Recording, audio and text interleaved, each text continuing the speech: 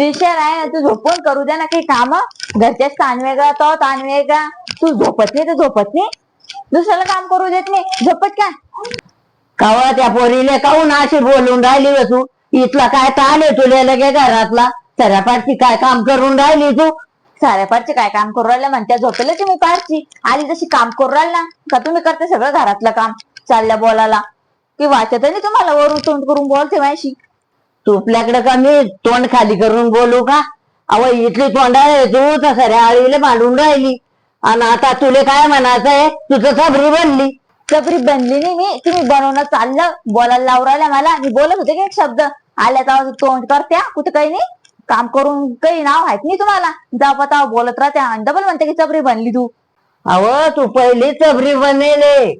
माझ्या नात्याले तो बैल करून ठेवलं. अहो मी त्याले काम सांगितलं, तो आपलं काम ऐकत नाही, तो काम ऐकतो. ऐकनच ना मग ते काम. मी बायको एक द्यायची, बायकोच काम ऐकतच असते. हा बायकोचं काम ऐकत असते, माय बापायला विसरून जाते. अशा राहत्या मग त्या ताज्या गोमाश्या. हा मी आहे ताजी गोमाशी, पण तुम्ही माझ्याशी गोड बोलता कधी कधी पण बोलता तर कडूच बोलता ना. थोडंफार जर गोड बोलल्या असत्या तर ताजी गोमाशी तुम्हाला अशी चटकन चिटकली असती. जगच गोड बोलून पाहिलं पाहिजे अशी, पण माशीची कट्टी आणि कडकड फोडती. इतकी कसती जोर आहे ना.